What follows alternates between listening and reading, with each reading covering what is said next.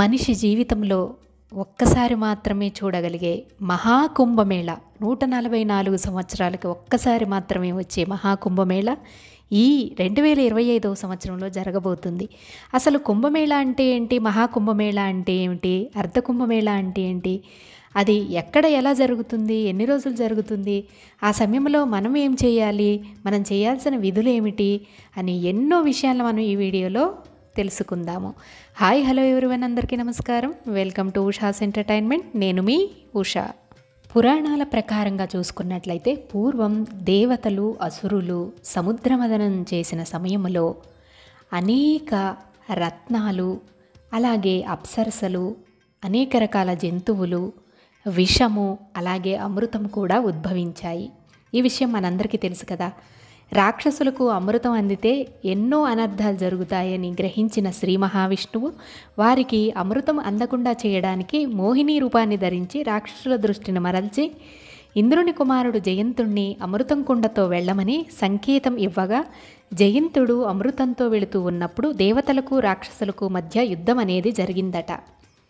అప్పుడు కొన్ని అమృత బిందువులనేవి భూమిపై 4 ప్రదేశాల్లో పడ్డాయని చెబుతారు. అవే నాసిక్, ప్రయాగరాజు, ఉజ్జయిని, హరిద్వారు. వీరికి జరిగిన ఈ యుద్ధం అనేది 12 మానవ సంవత్సరాల పాటు కొనసాగిందట. కాబట్టి ప్రతి 12 సంవత్సరాలకు ఒకసారి చేసే జాతరనే కుంభమేళ అంటారు. ప్రతి 12 సంవత్సరాలకు గురుగ్రహం వృషభ రాశిలోకి, అలాగే సూర్యుడు మకర రాశిలోకి అడుగుపెట్టినప్పుడు కుంభమేళ అనేది జరుపుతూ ఉంటారు. ఇలాంటి 12 కుంభమేళాలు అనగా 144 సంవత్సరాలకు జరిగేది మహాకుంభమేళ. గురుగ్రహం వృషభంలోకి, సూర్యుడు మకరంలోకి, అలాగే శని కుంభరాశిలోకి వచ్చిన ఈ కాంబినేషన్ అనేది ఉంది కదా, ఈ సమయంలోనే మహాకుంభమేళ అనేది జరుపుతారు. మరి మహాకుంభమేళాని ప్రయాగరాజ్లోని ఎందుకు జరుపుతారు అంటే, బ్రహ్మదేవుడు ఈ త్రివేణి సంగమ స్థానములోనే సృష్టి యజ్ఞం అనేది చేశాడట. కనుక ఇక్కడే మహాకుంభమేళాని జరుపుతారు. అలాగే అమృతం యొక్క బిందువు అనేది ఈ ప్రయాగరాజ్లోనే మొదటి బిందువు అనేది పడిందట. అందువల్ల ఇక్కడే మహాకుంభమేళ అనేది జరుపుతారు.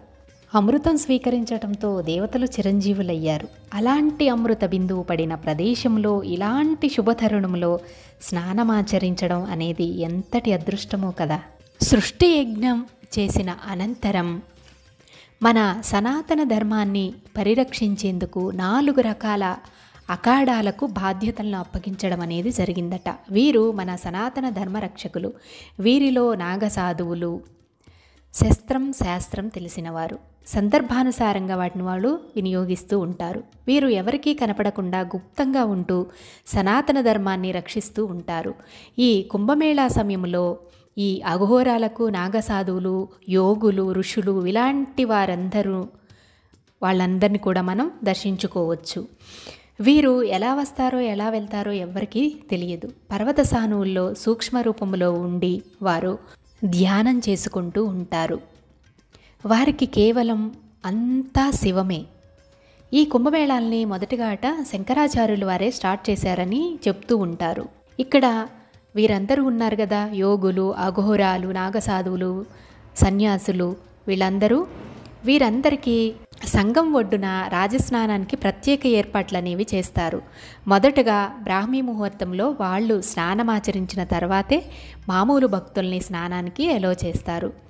ఎందుకంటే ఈ సాధువుల యొక్క యోగశక్తి అంతా కూడా ఆ నీటిలో కలవడం ద్వారా తర్వాత మనలాంటి సామాన్యులు చేసినట్లయితే వారు వదిలిన శక్తి అనేది మనకు వెన్నుండి మనల్ని రక్షిస్తుందట. ఈ మహాకుంభమేళ అనేది 12 రాసుల వారికి కూడా శుభసూచకమని చెప్తూ ఉంటారు. మనం ఈ మహాకుంభమేళాల్లో స్నానాన్ని ఆచరించడం ద్వారా మనకుండే ఎన్నో రకాల గండాలను దాటి పూర్తి ఆయుష్తో జీవించి మన మరణానంతరం మళ్ళీ మనం జన్మనెత్తాల్సిన అవసరం లేకుండా మోక్షాన్ని పొందవచ్చట.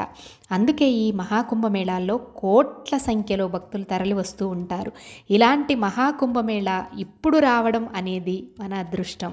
సాధారణ కుంభమేళ ప్రతి 4 సంవత్సరాలకి ఒకసారి, అర్ధకుంభమేళ అనేది ప్రతి 6 సంవత్సరాలకు ఒకసారి, అలాగే ప్రతి 12 సంవత్సరాలకు ఒకసారి ప్రయాగ, హరిద్వార్, ఉజ్జయిని, నాసిక్లలో 12 సంవత్సరాలకు జరిగే కుంభమేళ అనేది జరుగుతూ ఉంటుంది. మరి ఇప్పుడు 2025లో మనకు జరగబోయే కుంభమేళా అనేది ఎక్కడ జరగబోతుందో తెలుసా? త్రివేణి సంగమ ప్రదేశం అండి. అదే ప్రయాగ్రాజ్లో జరగబోతూ ఉంది. ఇది 2025 జనవరి 13వ తారీఖు సోమవారం భోగి పండుగ రోజున పుష్యమాస పౌర్ణమి తిథితో ప్రారంభమై ఫిబ్రవరి 26, 2025 బుధవారం మాఘమాసంలో మహాశివరాత్రి రోజుతో ముగుస్తుంది. ఈ 45 రోజుల కుంభమేళాలో 5 స్నానాలనేవి చేస్తే మంచిదని, మనకు ఇక మరుజన్మ అనేది ఉండదని చెప్తూ ఉంటారు. అవేంటంటే మొదటి రోజు అయిన పుష్య పూర్ణిమ, తదుపరి రోజు మకర సంక్రాంతి రోజు, అలాగే మౌని అమావాస్య రోజు, వసంత పంచమి రోజు, మాఘ పూర్ణిమ రోజు, ఇక చివరి రోజైన మహాశివరాత్రి రోజు కూడా స్నానమాచరిస్తే మనకు ఇక మరు జన్మ అనేదే ఉండదట. మరి ఇన్ని రోజులు చేయడం మాకు కుదరదు కదా అని అనుకునేవాళ్ళు కనీసం ఒక్కసారైనా, ఒక్క స్నానమైనా మీరు చేసినట్లయితే మన జన్మ అనేది ధన్యమైపోతుందండి. మనిషి అన్న వాళ్ళకి ఇలాంటి ఛాన్స్ అనేది ఈ జన్మలో మళ్ళీ వస్తుందో లేదో తెలియదు. అందుకే ఇలాంటి అదృష్టాన్ని వదులుకోవద్దని చెబుతున్నాను. విన్నారు కదా? మరి మీకు కనుక ఈ వీడియో నచ్చినట్టయితే మర్చిపోకుండా వీడియోని లైక్ చేసి షేర్ చేయండి. Thank you for watching.